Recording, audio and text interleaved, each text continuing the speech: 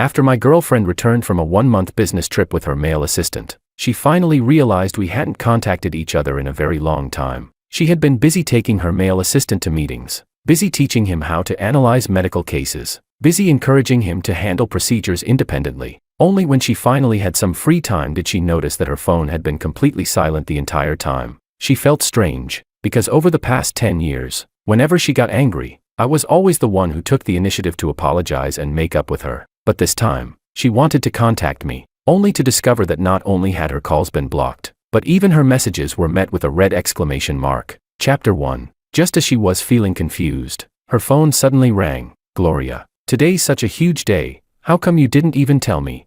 The sound of waves crashing against the shore echoed from the other end of the call. If I hadn't seen Chris's location on WeChat, I wouldn't have even known you guys were holding the wedding today. How could you not tell me? Has our friendship faded or what? Gloria frowned slightly, tightening her grip on the phone. What are you talking about? What wedding? Her friend continued laughing on the other end. Stop pretending. Chris looks insanely handsome in a suit. You better explain everything to me later, or I'm seriously never talking to you again. After the call ended, Gloria opened the screenshot her friend had sent. It was a photo from an island wedding. She thought that maybe this was just another one of my attempts to make her jealous by hiring people to put on an act somewhere, until she suddenly remembered the day 1 month ago, when the company lottery had drawn that island vacation package for 2. The host held the microphone and deliberately asked her, Dr. Gloria, who are you planning to bring along? Everyone's gaze instinctively landed on me. I was smiling too, looking at Gloria with anticipation written all over my face, but she ignored all the attention around her and answered in a calm tone, Give it to him. Edgar's been working overtime really hard lately. The male assistant froze for a moment, his face turning red. The co-workers were briefly stunned too, but soon someone started cheering and hyping up the atmosphere again. My best friend leaned close to my ear and lowered his voice. Didn't you two agree to have your wedding on an island this year? She could seriously forget even after being reminded like that. I forced out a bitter smile and shook my head. It's okay. The promise still stands. I would keep the promise. I would go to the island. And this wedding, I would still hold it. Gloria walked down from the stage with light steps. When she passed by her male assistant's seat, she stopped and smiled faintly. She handed him the envelope containing the travel vouchers, a gentle smile on her face. This is for you. The male assistant, Edgar, froze for a second before accepting the envelope with surprise and delight. Then he happily stood up. Thank you, Gloria. Since Gloria treats me this well, I'll definitely work harder and live up to her trust. After speaking, he even clasped his fists dramatically toward Gloria in an exaggerated gesture. Then he looked at Gloria again, carrying the cheerful boldness and probing confidence unique to young men. Too bad I don't really have any friends who can go with me. Feels kind of wasteful to leave a couple's package unused. So, how about Gloria comes with me instead? Chapter 2. The air around them seemed to freeze for a moment. Then came a wave of meaningful laughter filled with teasing implications. My best buddy, Boris, slammed his wine glass onto the table and immediately stood up, ready to scold him. I grabbed his shoulder, pushed him back into his seat, and forced out a slightly stiff smile. You're already the boss now. If you act like this, what will your employees think of you? I trust Gloria. She definitely wouldn't agree to it. But the moment I finished speaking, Gloria let out a soft chuckle. That depends on your work performance. Yes, ma'am. Edgar gave another exaggerated salute, drawing another round of laughter. Gloria curved her lips slightly as well and walked toward me. What the hell is this supposed to mean? Boris barely let me hold him back. His face was full of dissatisfaction as he complained beside my ear. Did she seriously not catch the meaning behind it? Or was she never planning to keep the promise in the first place? The 4 of us have been together for so many years already. Back in college, didn't we all agree we'd hold our weddings together on a tropical island? Luciana and I already settled everything. Today's lucky draw was arranged specifically for her. Otherwise, who the hell would randomly put on something like this? And what does she do? She even brought along some irrelevant assistant. The more he spoke, the angrier he became, practically on the verge of slamming the table and cursing. I patted his shoulder. It's okay, don't get angry. Seeing me act like this, Boris stopped talking, though his expression became even uglier. Gloria sat down beside me, gracefully gathering the hem of her dress. She seemed to realize something. After glancing at Boris and me, she revealed a gentle smile. Still calm and tender as always, she reached out and placed her hand over the back of mine, her fingertips lightly stroking my knuckles. There are too many people at the beach, and it's not very safe either. When the new year comes around, let's go to South City instead. I slowly withdrew my hand, avoiding her gaze. There's no need. I know you're busy. Her fingers paused for a moment. She said nothing more, only curling her lips into a faint smile before pulling her hand back. Meanwhile, Boris was sending messages to someone on his phone before leaning closer to me again. In a little while, it'll be Luciana's turn to give her speech on stage. I told her to bring it up again. I smiled at him and didn't refuse. Chapter 3. Boris, Luciana, Gloria, and I. The four of us had been the best of friends since college. This company was founded together by Boris and Luciana. Back in the early days of the startup, they went through countless hardships before things finally stabilized. Later, once the company was on the right track, Boris repeatedly tried to persuade me, and I eventually agreed to switch jobs and join the company as the deputy director of the public relations department. The work matched my professional background, and we could still hang out together every day. Not long after, Luciana, as one of the founders, was invited onto the stage. Then the host asked whether she had any plans for the second half of the year. Smiling brightly, Luciana stepped up to the microphone, her almond-shaped eyes curving like crescents. She deliberately built suspense, tilting her head as if thinking for a moment. Then suddenly, she clasped her hands in front of her chest and announced to the audience, "Next month, I'm getting married." The crowd instantly erupted into cheers and whistles. She turned to glance toward our table. Her gaze landed on Boris, and her voice unconsciously softened, yet sounded especially sincere. "We're going to hold our wedding on a tropical island. May Boris and I stay by each other's side for the rest of our lives, our love unwavering till the end." Laughter and applause blended together enthusiastically. Boris's eyes had already turned red, yet he still couldn't help blurting out, "That's way too emotional."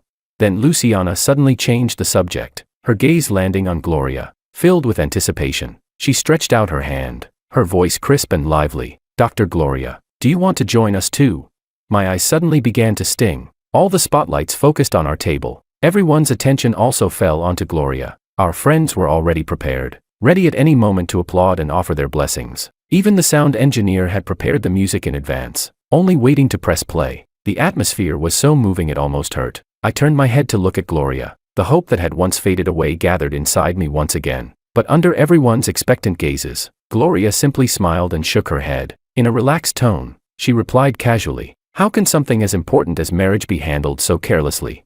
You guys go ahead first. I'm not in a hurry." Her voice remained as gentle as ever, yet it felt like a transparent wall, polite, but distant. After such a direct response, Luciana didn't press further. She pursed her lips and withdrew her hand somewhat regretfully. But in the next second, she lifted a radiant smile again and continued her speech. The storm raging inside my heart finally calmed completely at that moment. All that remained was silence, along with the lingering bitterness echoing within me. Chapter 4. Not far away, Edgar turned his head back slightly, a faint smile curling at the corners of his lips. He sized me up with an amused look. His eyes were filled with undisguised smugness and provocation. I merely nodded at him. I didn't want his suggestive gaze to ruin my mood. For the rest of the day, Boris completely ignored Gloria. Whenever their eyes accidentally met, he would immediately put on a disgusted frown. In the end, it was Luciana who kept trying to start conversations so the atmosphere wouldn't become too awkward. After everything ended, she walked us to the entrance in her high heels, grabbed Gloria's wrist, and shook it affectionately while muttering in a low voice, You're just too reserved."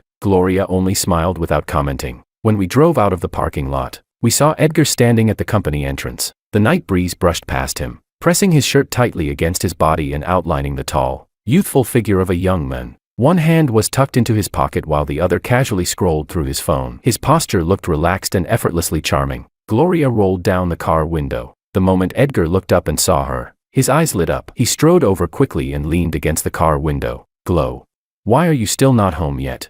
Couldn't get a ride?" "It's too late, and no drivers are accepting orders." He shrugged helplessly. After glancing at me, Gloria continued speaking. "I'll give you a ride." "Isn't that a bit inappropriate? Chris is still here." Edgar scratched the back of his head and grinned broadly, though his feet never moved an inch away from the car. "What's the big deal?"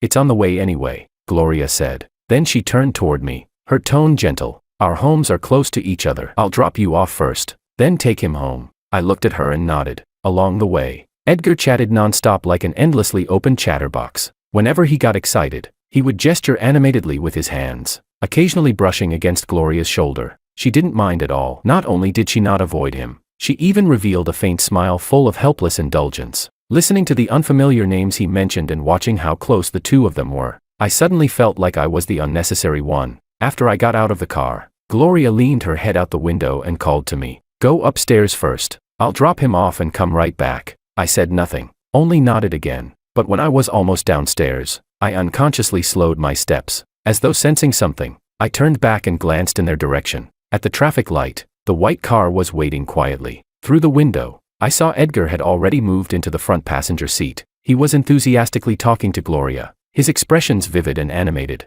As Gloria listened, she laughed softly and raised a hand to fix the strands of hair the wind had messed up beside her temple. Naturally, Edgar reached out and tucked a loose strand behind her ear for her. She didn't avoid him, she merely lowered her eyes slightly. The faint upward curve of her lips was gentle like a pool of spring water. The light turned green, and the car slowly drove off into the distance. Chapter 5. The moment I got home, I started packing my things. I folded my clothes neatly and placed them carefully into a suitcase. Suddenly, my hand touched a small metal box hidden deep inside the wardrobe. After opening it, I found a handmade leather cord necklace lying inside, with a tiny silver seashell hanging from it. That was the confession gift I had given Gloria back in college. At the time, I had been so nervous my voice trembled as I shoved the box into her hands. Gloria, I don't have much money right now. I'll give you this necklace first. I promise you, one day, I'll definitely take you to see the real ocean. Gloria lowered her head to look at the necklace and stayed silent for a very long time. Then she lifted her eyes, her gaze gentle and serious.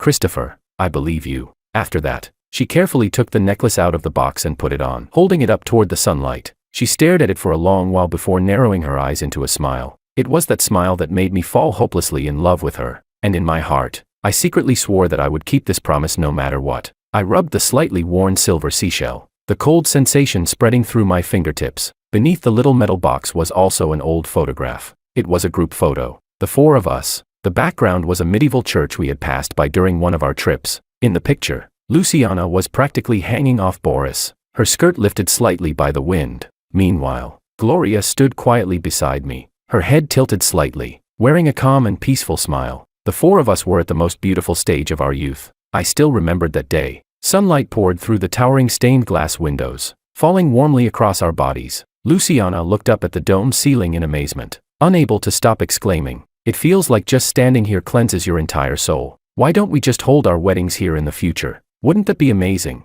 But I shook my head. It is sacred, sure, but it feels too oppressive to me. If I were getting married, I'd still prefer the seaside. Blue ocean, blue sky, comfortable and bright. At the time, Gloria turned to look at me and revealed a faint smile. Unlike Luciana, she didn't excitedly agree out loud. Instead, she simply tugged lightly at my sleeve and spoke in an almost solemn tone. "Okay, then it's a promise." Luciana immediately leaned over beside us with a grin. "In the future, the four of us will hold our weddings together on a tropical island. You two as one couple, Boris and I as the other." She wrapped an arm around both of our shoulders and swayed playfully. "It's settled.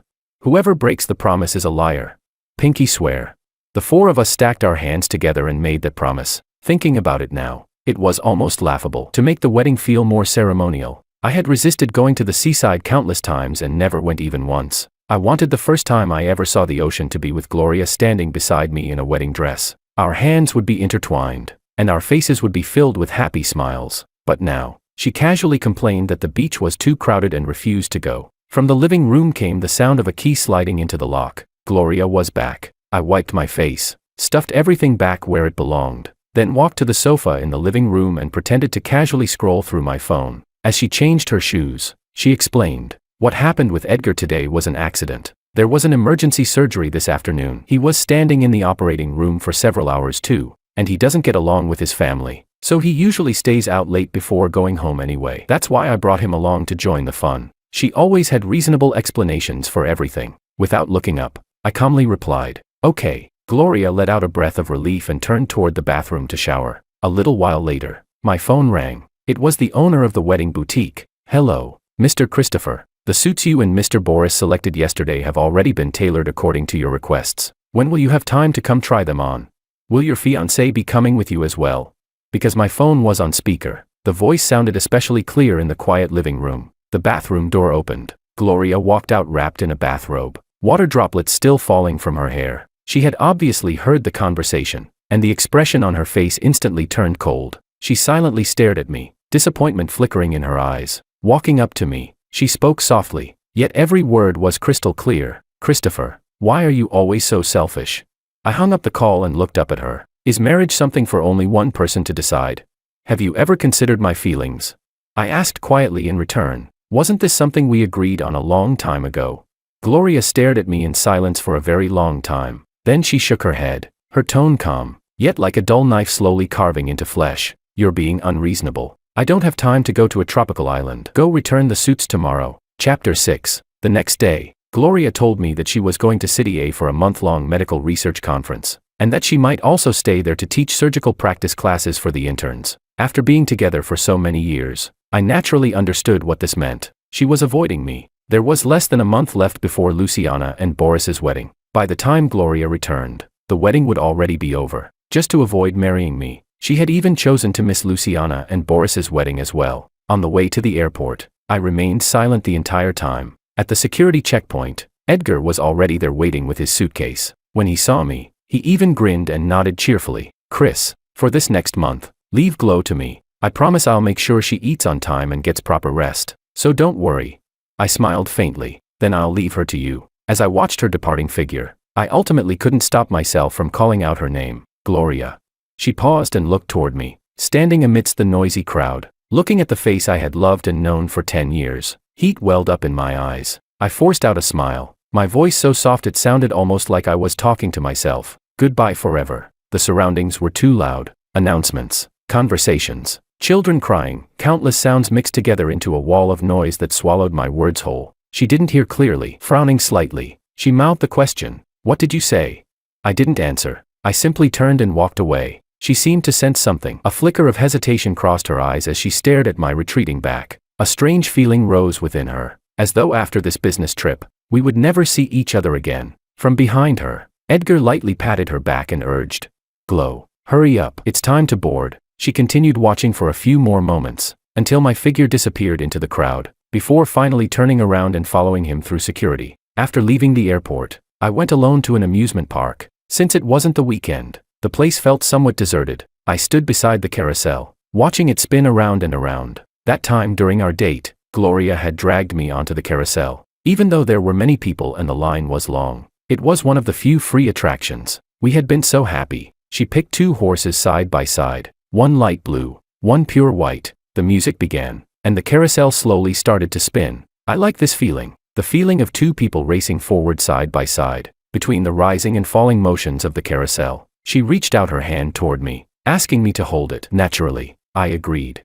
Her fingers were slightly cool, yet they slipped through the gaps of my fingers without the slightest hesitation. As long as I can see you beside me while moving forward, then that's the happiest moment of my life. Ding dong. The music stopped. The carousel slowly came to a halt. After only a few turns, it had returned to the starting point once again. I sat alone on the light blue horse, while the white horse beside me remained empty. I stepped out from the fenced area. My phone vibrated inside my pocket. It was a message from Boris. "Tomorrow we're going to the tropical island to finalize the venue and wedding arrangements. Have you really made up your mind?"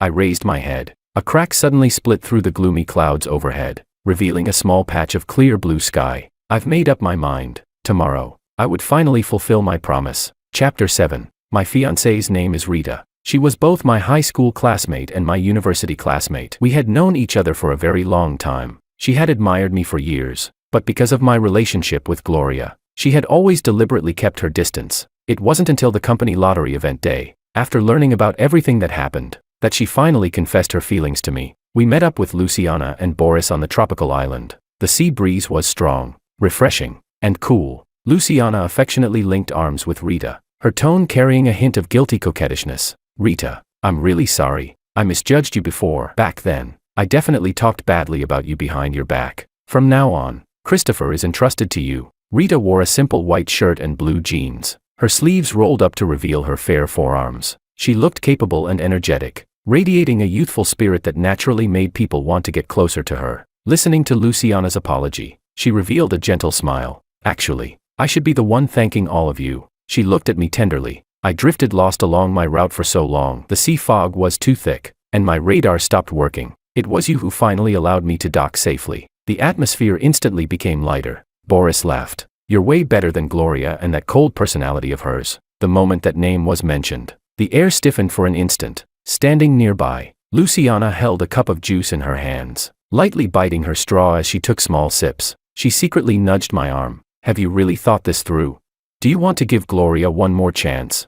After all, You two were together for 10 years. Maybe she. Before she could finish, Boris shot her a dissatisfied look. Luciana stuck out her tongue and swallowed the rest of her words. I smiled faintly without answering. Instead, my gaze drifted toward the distant horizon. We stayed on the tropical island all the way until the wedding day approached. As a multilingual tour guide, Rita was assigned to several international cruise routes, but whenever she wasn't working, she would hurry back to the island to help me inspect venues, choose invitations, and handle wedding preparations together with me. She stayed so busy that she was endlessly cheerful about it. One night, I stared at the ocean covered in silver moonlight. So this is the sea. It's a shame that once we go back, we won't get to see scenery this beautiful anymore. Rita was helping peel a grape for me. Hearing my words, she smiled while bringing the peeled grape to my lips. The sea is just the sky pouring backward onto the land. When you look up at the sky, you're also gazing at the ocean. I bit into the grape, sweet juice instantly spreading through my mouth. As we spent more time together over those few days,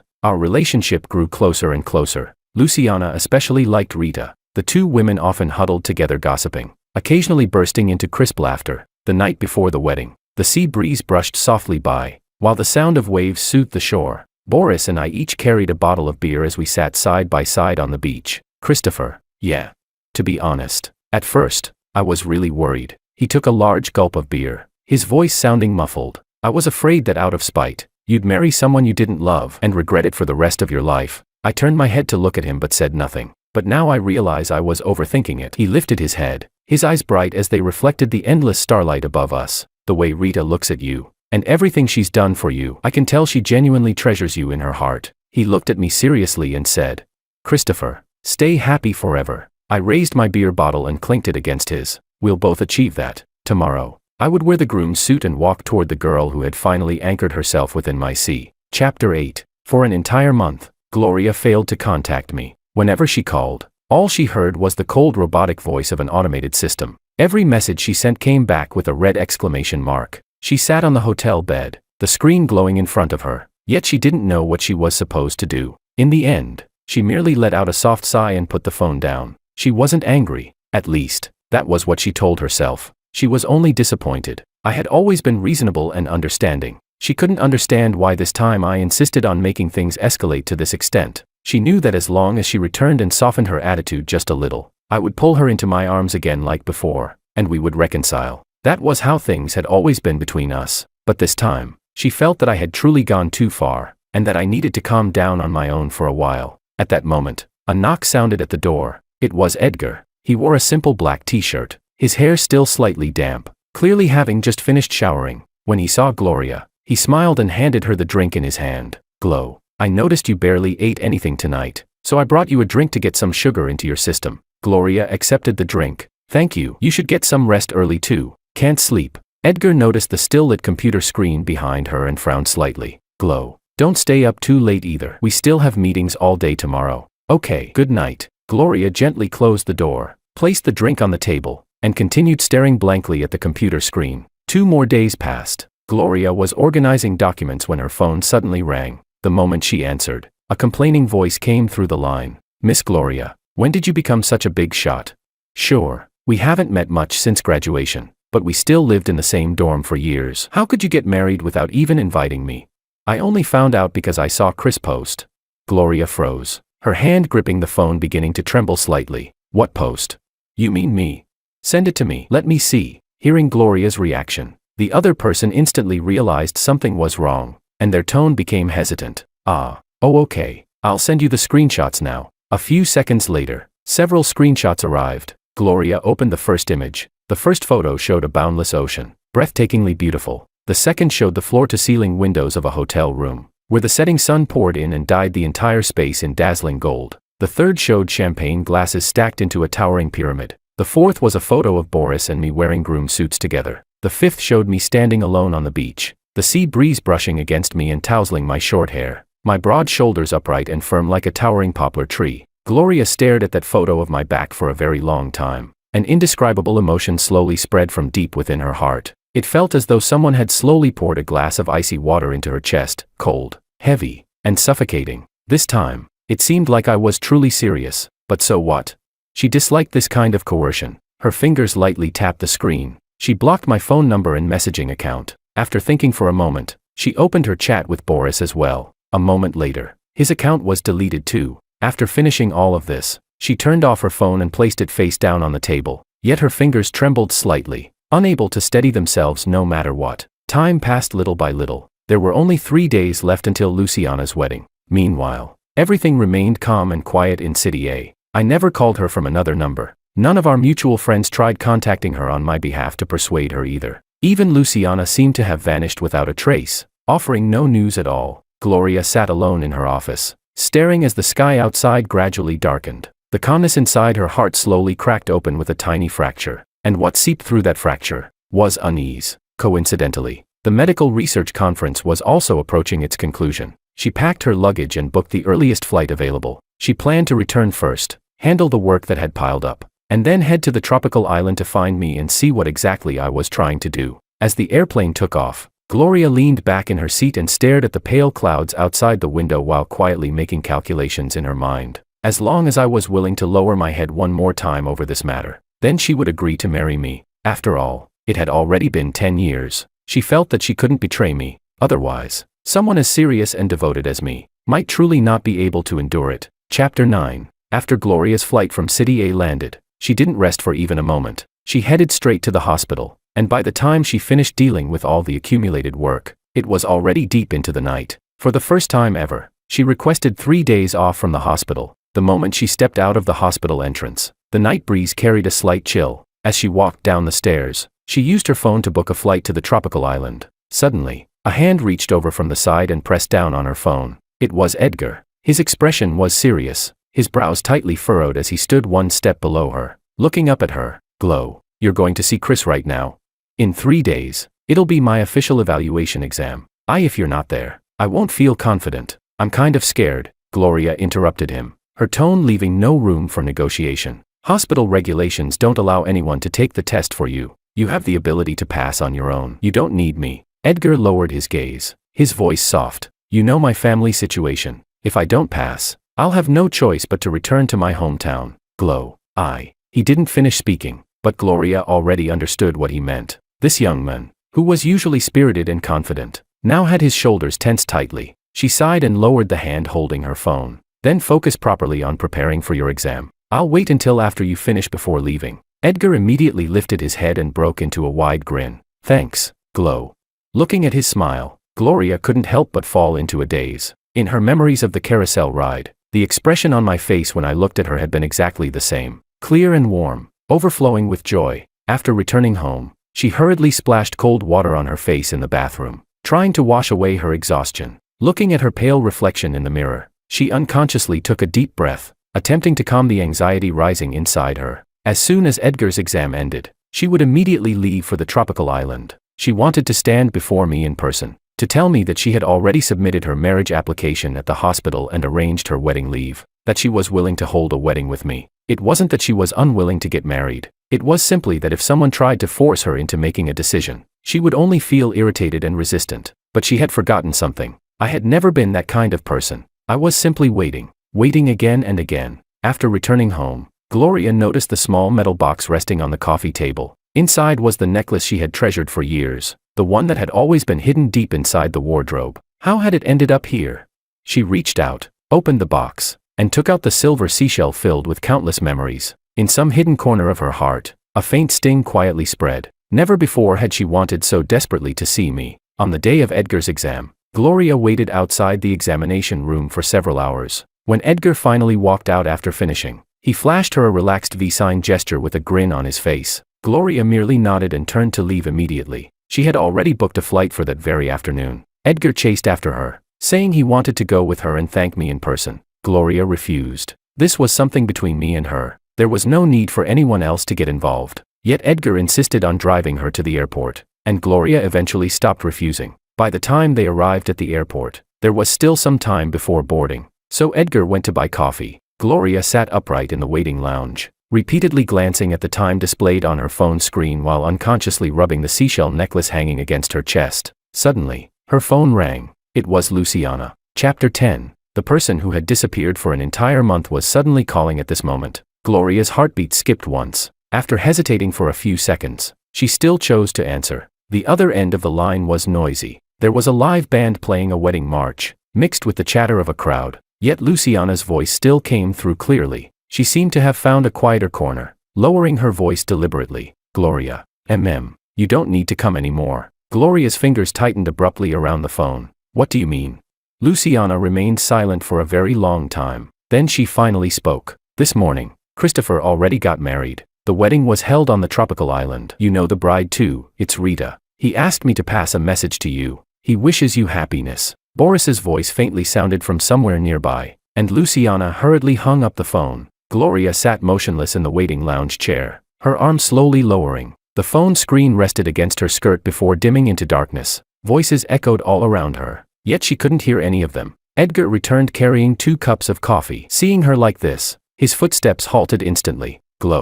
Gloria said nothing. She only slowly lowered her head. The seashell necklace around her neck quietly reflected a faint silver glow beneath the fluorescent lights. She was too late. Too late by 10 years. Too late by an entire month. Too late for the very day when he finally refused to wait anymore. Edgar walked over, placed the coffee on the empty seat beside her, and crouched down in front of her.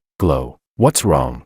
Gloria lifted her head and looked at the young face before her. His eyes were clear, filled entirely with concern. Suddenly, she remembered that back then, I had looked at her with the exact same gaze. When she stood beside the operating table and calmly completed her very first independent surgery. When she walked through the hospital corridors in her white coat while everyone greeted her respectfully. When she stayed up all night reading medical files and returned home complaining to me about how exhausting work was. I had always looked at her, and reflected in my eyes, there had only ever been her. She asked softly, Edgar, have I become ugly? Edgar shook his head, his voice turning hoarse. No. Glow is the prettiest. Gloria looked at him, and a faint smile quietly appeared at the corner of her lips. Tears slid silently down along the curve of that smile. She stood up and lightly adjusted the necklace around her neck. Let's go back. Edgar rose to his feet and took the bag from her hands. Chapter 11. Gloria never gave up. Even she herself could not explain why she remained so persistent. 10 years was such a long time. Long enough that she could no longer adapt to a life without me in it. The seashell necklace had returned to her neck once more. Every night before sleeping, she would gently stroke the small shell, as if confirming that these 10 years had not merely been an illusionary dream. After work every day, she would drive to the building where my company was located and park downstairs. Through the car window, she would stare at the glass curtain walls of the office tower, watching the lights turn on and then go dark again. Whenever she occasionally noticed the lights on my floor still glowing brightly, she would unconsciously fix her gaze there for a very long time, unwilling to look away. In her mind, she imagined me still working overtime in the office, my brows slightly furrowed as I stared at the computer screen, fingers dancing lightly across the keyboard in rhythmic motions. She also wrote letters to me often, fresh white paper torn from medical records, blank prescription sheets, and any scraps of paper she could find. Then she sealed them into envelopes and mailed them to my company. The first letter alone contained over 10,000 words. She wrote about how we first met in university, about the day I confessed to her, so nervous that sweat covered my forehead, about how my fingers trembled when I handed her the necklace. She asked me if I still remembered all of it. The second letter was shorter. She wrote that she had put the seashell necklace back on. If I wanted it returned, she could personally deliver it to me. The third letter contained only a few words. Christopher, I miss you. But no reply ever came. After Edgar transferred departments, he came to see her several times. Each time, she calmly received him, chatted briefly about work, and politely escorted him to the door. The last time, he stood at the doorway for a very long time, one hand resting against the doorframe. Glow, are you avoiding me?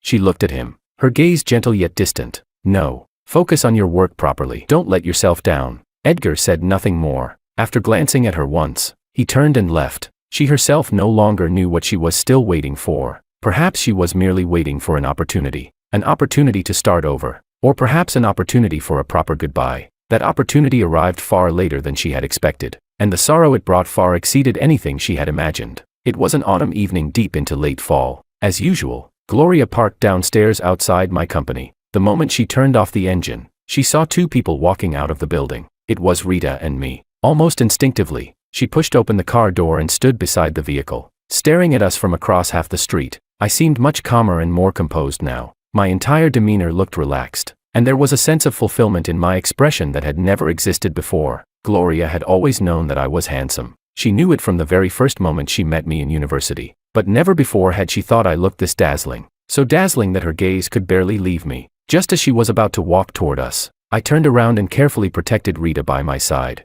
Only then did Gloria notice the slight curve of Rita's swollen belly. I lowered my head and whispered something to Rita. Rita looked up and laughed as she lightly punched my chest. I laughed too and reached out to tuck away the strands of hair the wind had blown loose around her face. Then I lifted my head, my gaze landing on Gloria across the street, but it paused only briefly. There was no surprise, no panic. None of the emotions Gloria had hoped to see appeared in my eyes. I said something softly to Rita, following my gaze. Rita looked toward Gloria as well. After nodding slightly, she entered the car first on her own. I walked toward Gloria and stopped 3 steps away from her. Gloria, long time no see. Gloria opened her mouth, only to realize her throat felt tightly blocked by something. Greedily, she stared at me, at my face illuminated by the warm glow of the setting sun. You. Her voice was so hoarse it was nearly inaudible. You're going to become a father. Congratulations. It's already been 3 months. Gloria felt as though something shattered inside her chest, like the thick ice covering a winter lake slowly collapsing beneath unbearable pressure, cracking apart with sharp fracturing sounds.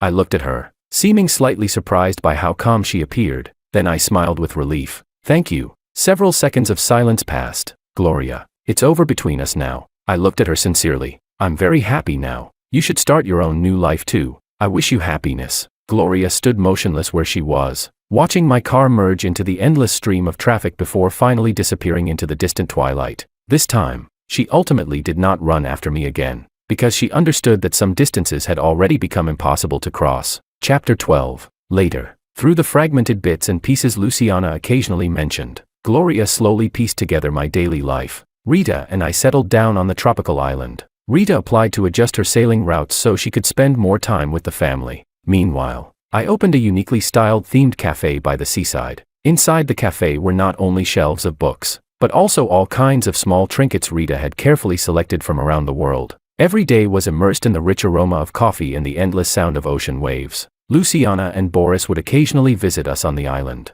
Every time they returned, Luciana would still go see Gloria afterward. The moment she entered, she would kick off her high heels neatly before curling comfortably into the sofa with a pillow hugged in her arms, enthusiastically telling Gloria about my recent life. Meanwhile, Boris would silently lean against the doorway, never interrupting and never looking at Gloria. Luciana also brought a photograph. In the photo, I wore a comfortable linen shirt with the sleeves casually rolled up, one arm wrapped around Rita while the other held a baby swaddled in blankets, my smile bright and radiant, as though I had finally found the sea that truly belonged to me. On the day of the baby's 1-month celebration, Luciana visited the island. She posted many photos online. One of them showed me holding the baby while the 3 of us sat together on a seaside reef. Sunlight spilled warmly over us as Rita and I lowered our heads together to gaze at the tiny life in our arms, tenderness flowing through our eyes. Rita leaned against my shoulder while I turned slightly and softly kissed her hair. The 3 of us leaned against one another like a living painting. Peaceful years, quiet happiness. Gloria stared at that photograph for a very long time. She once believed we still had endless years left to waste together. She believed I would always remain by her side like a shadow that never left. But later, how did we become complete strangers to each other? She became trapped within that question, unable to escape it. Eventually, she moved away. She relocated to a place where no one knew her. Perhaps time truly could heal all wounds. Yet every late night, she would still dream of that endless blue ocean. Dream of the men dressed in a groom's suit standing on the beach, smiling at her, then saying softly, "Gloria, I waited for you for a very long time." And afterward, she would wake abruptly from the dream, staring at the pitch-black darkness outside the window while a dull ache spread through her chest. She thought that she had already become forever trapped within this tragic ending, because the person she once deeply loved already had a ship willing to sail within his sea, leaving only her alone upon an endless wasteland, desolate, lonely, and utterly helpless.